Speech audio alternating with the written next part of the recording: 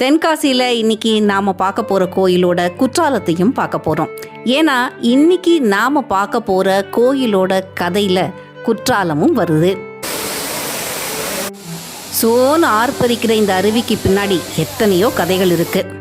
இன்னைக்கு நாம் பார்க்க போகிற கதை பல யுகங்களுக்கு முன்னாடி 30 முக்கோடி தேவர்கள் புடைசூழ சிவன் பார்வதி கல்யாணம் நடந்தது இல்லையா, அந்த காலகட்டத்தில் நடந்த நிகழ்வு தான் நாம் இன்னைக்கு பார்க்க போகிறோம்.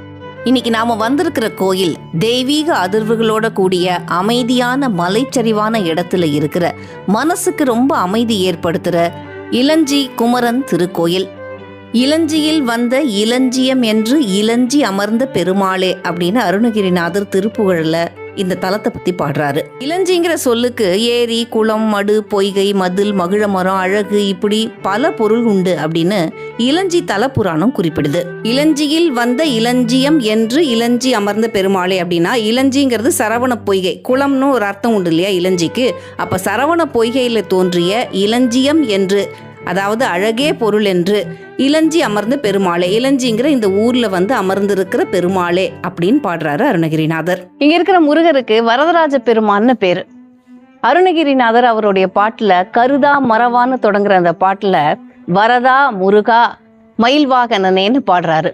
வரதன் அவர் குறிப்பிடுறது முருகனை தான். வரதராஜ பெருமான்னா பெருமாள் தானே, முருகருக்கு எப்படி அந்த பேரு? ஒரு முறை இந்த இளஞ்சி குமாரன் கிட்ட கபிலர், துர்வாசர், காசிபர் இவங்க 3 பேரும் பரம்பொருளுக்கு உண்மையான பொருள் என்ன அப்படின்னு கேட்கிறார். ஏன் இந்த கேள்வி வருதுன்னா, திரிகூடாசல மலையோட அடிவாரத்துல ஆதி காலத்துல கபில முனிவர், துர்வாச முனிவர், காசிப முனிவர் இந்த 3 பேரும் ஒருத்தர் சந்திச்சு பேசிக்கிறாங்க. பல ஆன்மீக கருத்துக்களை பத்தி அவங்க பேசிக்கிட்டு இருக்கும்போது மும்மூர்த்திகள்ல நிமித்த காரண கடவுள் யாரு அப்படிங்கிற சந்தேகம் வருது இவங்களுக்கு.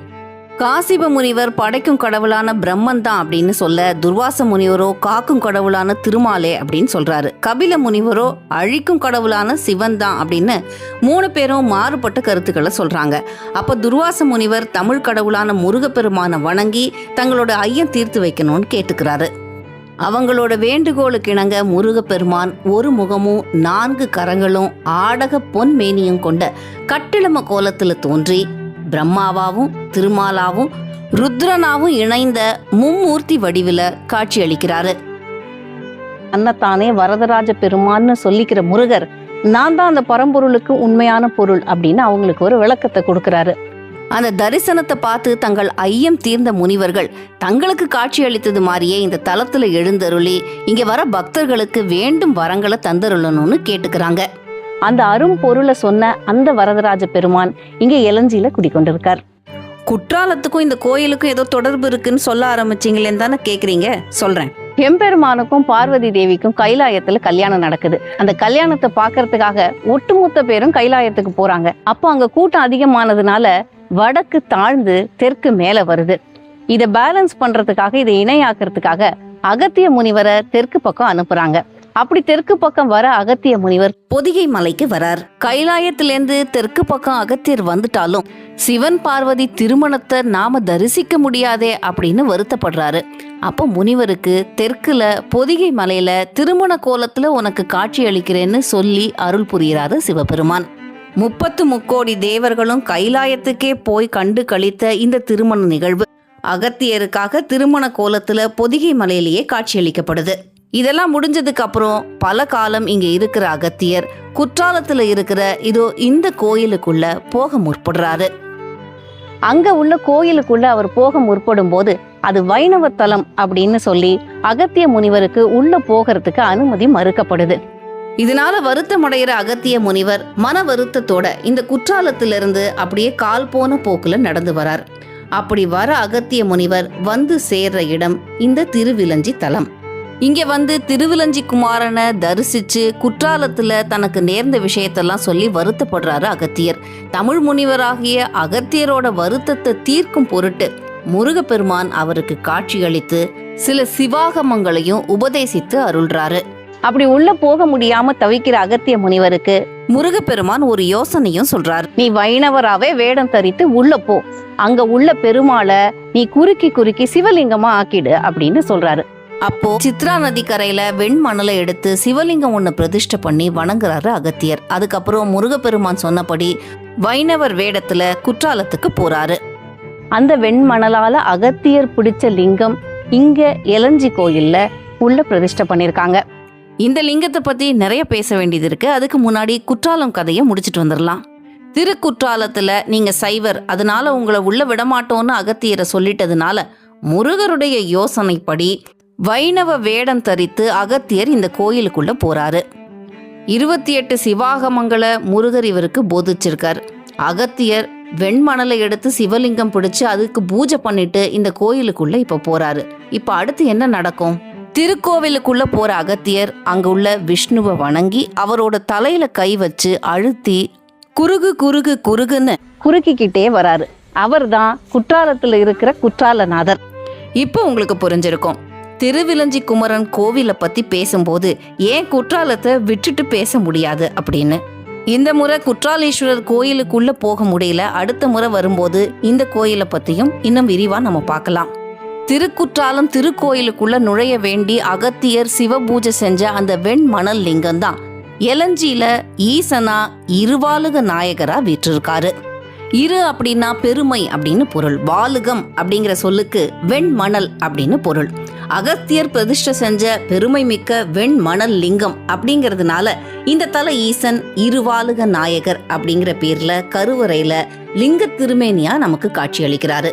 இவருக்கு மருந்து சாத்தி குவளை அணிவிக்கப்பட்டு பூஜை பண்றாங்க. இங்க மணல் லிங்கம் அப்படிங்கிறதுனால இவருக்கு அபிஷேகம் கிடையாது. இங்க இருக்கிற அம்பாளுடைய பேர் என்ன தெரியுமா? ஒரு கரத்துல மலர் ஏந்தியும் மறு கரத்தை தொங்க விட்டபடியும் சிரிச்ச முகமா இடைநெளித்து நின்ற கோலத்துல காட்சி தர இந்த அம்மனுக்கு பேரு இருவாளுக ஈசர்க்கு இனியாள். எவ்வளவு அழகான பேர் இல்ல? சொல்லும் போதே உள்நாக்குல தித்திக்கோன்னு சொல்லுவாங்களே, அந்த மாதிரியான ஒரு பேரு.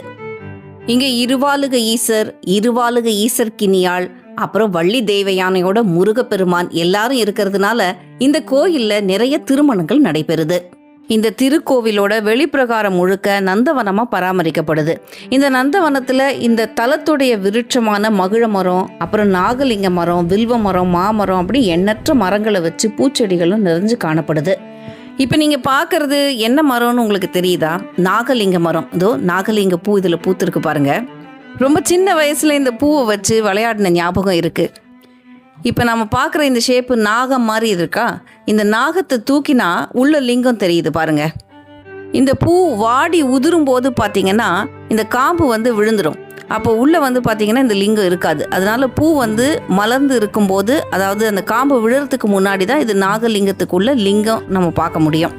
காம்பு உதிர்ந்துட்டா இந்த லிங்கம் உள்ளே இருக்காது. இந்த நாகலிங்க மரத்தையும் நாகலிங்க பூவையும் பார்த்த உடனே திரும்பி பள்ளி பருவத்துக்கே போயிட்டு வந்த மாதிரியான ஒரு உணர்வை கொடுத்தது.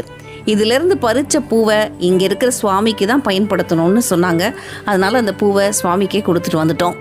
சங்க காலத்தை சேர்ந்த இந்த கோயில் கிட்டத்தட்ட 3ஆம் நூற்றாண்டை சேர்ந்தது. பல நூற்றாண்டுகளாக பக்தியோட கலங்கரை விளக்கமாக திகழற ஒரு புராதனமான கோயில் திருவிலஞ்சி திருக்குமரன் கோயில். இந்த கோயில்ல சில விஷயங்களை மனசுக்கு ரொம்ப நெருக்கமா உணர முடிஞ்சது. யாருடைய வழிகாட்டுதலும் இல்லாம என்ன செய்யறதுனே தெரியாம ஒரு பெரிய காரியத்துல நாம ஈடுபட வேண்டிய அவசியம் ஏற்படும் போது முருகனையே நாம வழிகாட்டியா ஆசிரியரா ஏத்துக்கிட்டு முயற்சி செஞ்சா துணைக்கு கண்டிப்பா அந்த முருகன் வருவான். குற்றாலம் கோயிலுக்குள்ள போக முடியாம அகத்தியர் திகைச்சு நின்னப்போ அவர் இந்த முருகன் கிட்டதான் வழிகாட்டுதலை எடுத்துக்கிறாரு. முருகன் தனிவேல் முனி நம் குரு என்று அருள் கொண்டு அறியார் அறியும் தரமோ உரு அன்று அரு அன்று உளதன்று இலதன்று இருளன்று ஒளியன்று என நின்றதுவே அப்படின்னு அவன்கிட்ட நாம சரணாகதி அடைஞ்சிட்டா எல்லா காரியத்தையும் அவனே பார்த்துப்பான். அப்புறம் சட்டுன்னு அங்கே இருந்த வெண்மணலை பிடிச்சி ஒரு லிங்கம் செஞ்சு அந்த லிங்கத்தை வேண்டிட்டு பூஜை பண்ணிட்டு அகத்தியர் அவர் எடுத்த காரியத்தை முடிக்கிறதுக்காக போறாரு. அந்த வெண்மணல் லிங்கத்தை இந்த கோவிலில் பிரதிஷ்டை பண்ணியிருக்காங்க. எதுக்காக இதை பண்ணியிருக்காங்க? மனசு ஒருமிச்சு மண்ணை பிடிச்சு வச்சா கூட நீங்க மனமுருகி வேண்டும் போது அந்த மண்ணுக்குள்ள இறைவன் இறங்குறாரு. இதுதான் இதுக்கு பின்னாடி இருக்கிற தாத்பரியமா எனக்கு புரியுது. ரொம்ப அருமையான ஒரு அமைதியான இடம், சுத்திலும் பசுமை. இங்க வந்தா இங்கேயே இருந்துடலான்னு நம்ம மனசுக்கு தோன்ற மாதிரியான ஒரு இடம் இந்த எலஞ்சி முருகன் கோயில். சரி, கோயிலை பார்த்தாச்சு. கோயிலுக்கு பின்னாடி இருக்கிற தல வரலாறு பற்றி பேசியாச்சு. புராணங்கள் என்ன சொல்லுது எல்லாம் பார்த்தாச்சு. வந்தது போனது சாப்பிட்ட கதையெல்லாம் பேச வேண்டாமா? நான் போன வீடியோவில் சொன்ன மாதிரி ஹோட்டல் சௌந்தர்யாவில் தங்கியிருக்கோம் தென்காசியில். அதுக்கு எதிர்த்தாப்புலேயே இந்த ஸ்ரீ மதுரம் ரெஸ்டாரண்ட்டில் போன வீடியோவில் நான் உங்களுக்கு சொதி சாப்பாடு பற்றி சொல்லியிருந்தேன். அது வெள்ளிக்கிழமையில் மட்டும்தான் கிடைக்கும். இன்றைக்கி காலையிலே நாங்கள் கிளம்பிட்டதுனால நல்ல சுட சுட இட்லி சட்னி, கூடவே இந்த உளுந்தங்களி. நாங்கள் எங்கள் வீடுகளில் தோல் உளுந்த மாவு அரைச்சி இந்த உளுந்தங்களியை ரெகுலராக செஞ்சு சாப்பிடுவோம். இது ரொம்ப உடம்புக்கு நல்லதும் கூட.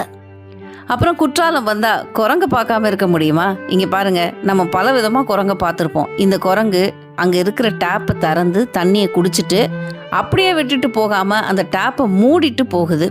எவ்வளவு அருமையான காட்சி இல்லை இது? விலங்குகளுக்கும் பொறுப்பு இருக்குது. இந்த போர்டை பார்த்தீங்களா?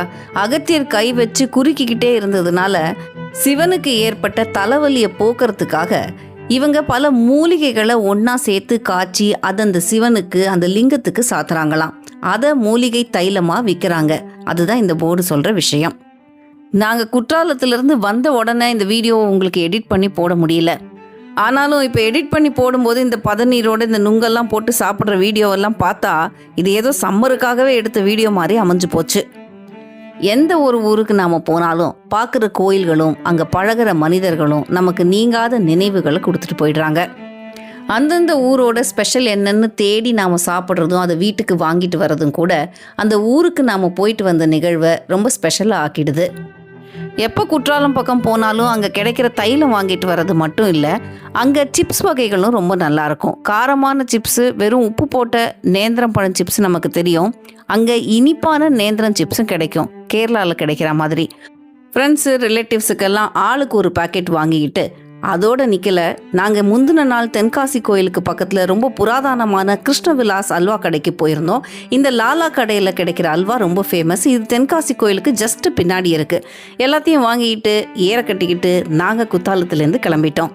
மீண்டும் அடுத்த வீடியோவில் அடுத்த கதைகளோட கோயில்களில் சந்திப்போம். நன்றி.